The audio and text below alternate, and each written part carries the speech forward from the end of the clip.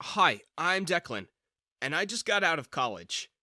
On the morning of my very first job interview, I was super nervous. My knees were trembling.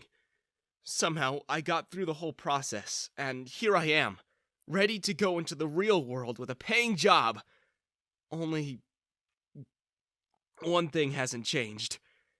I'm still super nervous and anxious as heck. But what I keep telling myself is that my family depends on me. I'm the first one in my family to even make it past high school, and I feel like it's my duty to help them get out of living in poverty. I owe them at least that.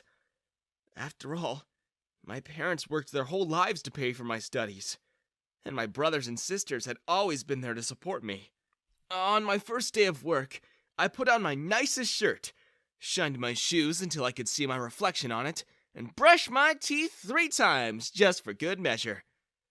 I was so nervous as I sat during the orientation that I began to feel weird. I was giddy and antsy and clumsy.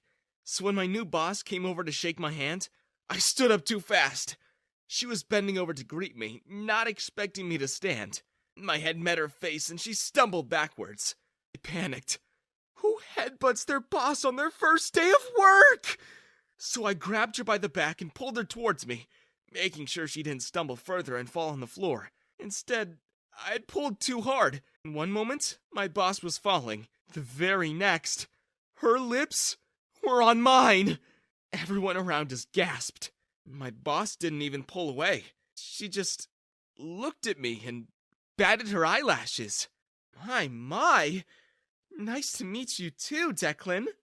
Oh, I was so flustered. I just stumbled over my words. Miss, I'm so sorry, Miss Garrick. I didn't mean to, please don't fire me. Why would I fire you? For a kiss? I enjoyed it. And call me Catherine. Miss Garrick makes me sound old. I don't look old, do I? No. Miss Catherine, I must say, I've never greeted someone with a full-on kiss on the lips before. Way to make an impression. But see, I'm a lady. I don't kiss before the first date. And now, you owe me. Owe you? Miss? Catherine? A date, of course. 5 p.m. A car will be waiting for you outside. And so, yeah, that was my first day of work. I kinda became an instant hero. Everybody was talking about the newbie who accidentally kissed the boss and got a date. I was so jittery, though. I'd never been on a date before. And I was going on one with my boss.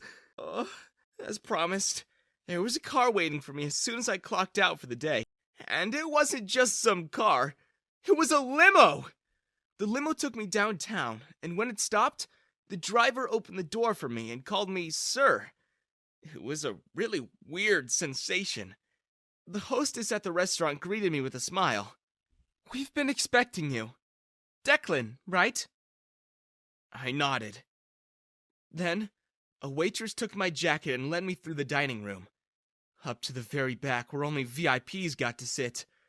Another waiter pulled my chair up for me and put a napkin on my lap. I was living like a king! I was used to people shooing me away because we were so poor. But now... now, people were serving me! I promised myself I would work really hard to afford that life. Sitting across from me was Catherine, all dressed up and looking like those beautiful ladies in magazines. Do you have a girlfriend, Declan? No, miss... Catherine? I figured as much. I've never had one. Never? Yes, ma'am. That's a disgrace! You need to get a girlfriend. But... as much as I would like to keep you for myself, I actually invited you over here for my daughter. Your... your daughter? Yes, here she is now. And in walked Emily. She looked exactly like a younger version of her mom, and you could easily mistake them for sisters. Over the next few weeks, Emily and I went on a few dates. Not really my idea. Catherine really wanted me to date her daughter. She even hinted that I should propose. And I didn't understand why. It's not that Emily wasn't pretty, or nice. I just felt uncomfortable dating my boss's daughter. But Catherine made me a deal. She said if I made Emily my girlfriend, she would promote me to being her assistant. So, thinking about being able to help my family more, I said yes. People at work were starting to hate me because of all the favors I was getting. One guy in particular was Emily's ex, Darren. He dumped her a year ago, but now that she's seeing someone else, he wants her back. Not only that, Darren had been eyeing my position for years. And when I got the girl and the promotion, Darren took out his frustrations on me. Darren would pull these little pranks. He would hide my lunch or put glue on my chair. I ignored all that. But then, things began to escalate. He started stealing things from me. He stole some pens, my mouse pad, a bracelet that I bought to surprise Emily with, and even took my favorite coffee mug. Some days, I would find my car vandalized. I was still very understanding. I didn't let it get to me. But then, one day, I saw something I couldn't ignore. I saw Darren stealing everyone's sales. See, our job is based on commission. The more deals we close, the more we earn. Every customer who comes in gets referred to an agent. But Darren made it look like he made all the sales that day. He did it again the next day. And so I confronted him about it. What are you gonna do about it, huh? Tell your girlfriend's mom? Go run to mommy, Declan! Some people laughed, but I reminded them that Darren had been stealing from them too. Tell corporate for all I care. You'll never prove it was me. And he was right. We had no proof. We did try to complain to corporate. Catherine even backed us up. But they didn't believe us. So, I devised a plan with my coworkers. Darren stole thousands of dollars of commission from us. It was only right that he lost something worth that. So, during lunch, we snuck out into the car park. Sally went to buy nails at the nearby hardware store. Roger ran to the garden center to get sand. And Mimi took all the sugar we had from the office cafeteria. Sally stuck in the nails in the wheels of Darren's car. Roger and Mimi poured sand and sugar in its tank. And I wrote thief about 100 times all over his car with a Sharpie. I was actually feeling pretty good about it. I felt satisfied. Until the very next morning when I got called into Catherine's office. And there was the VP of the company, and he was scolding my boss.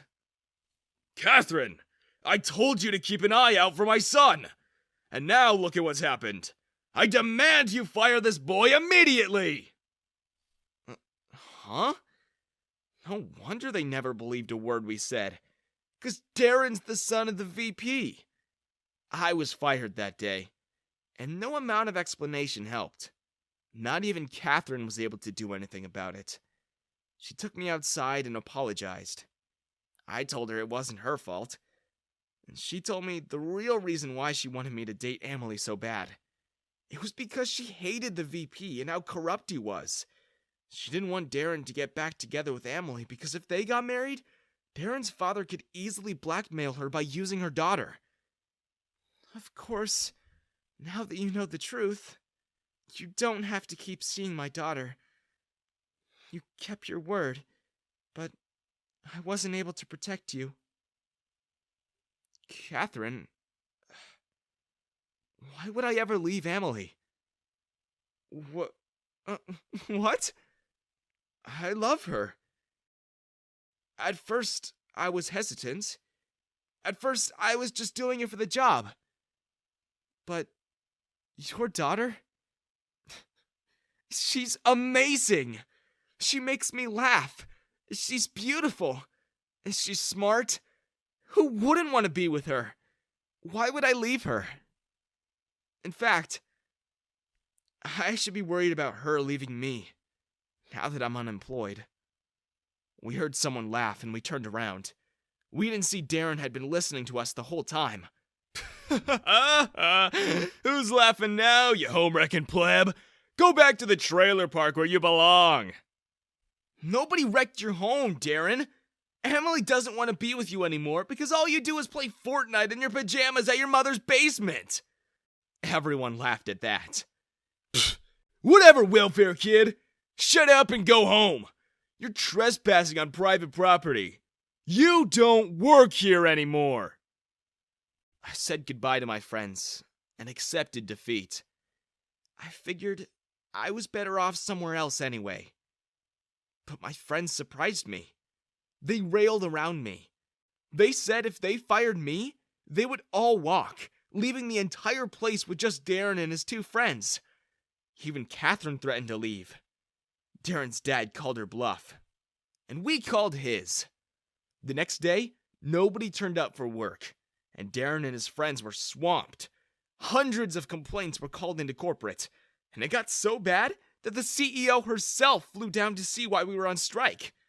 And that was when we finally got justice.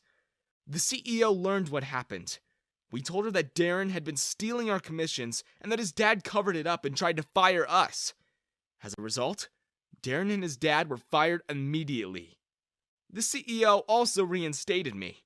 And not only that, she promoted me to manager, Catherine's old job, because Catherine was now the VP, replacing Darren's dad. That all happened in front of Darren. He looked so furious that a simple poor guy like me ended up getting everything he always wanted. But you know what? I felt he deserved a bit more suffering. So, to rub it in his face, I got down on my knees and took Emily's hand in mine. I took out a ring that I had been hiding for the past 2 weeks. Emily, I know it hasn't been very long, but in this short span of time, you've shown me how beautiful, kind, and loving you are. And I don't ever want to live in a world where I don't have you by my side. Emily, with your mom's blessing, will you marry me? Catherine was so excited. She jumped up and down and rushed to hug me. I welcomed her hug, thinking she'd move her head to the side. She didn't. And once again, Catherine and I were kissing accidentally. Behind her, Emily put her hands on her hips and looked very much annoyed. Mom! That's my man! Catherine wiped her lips and smiled with guilt. I guess that means she says yes. And as the guards escorted Darren and his father off the building, Catherine, Emily, and I shared a toast with our friends and co-workers.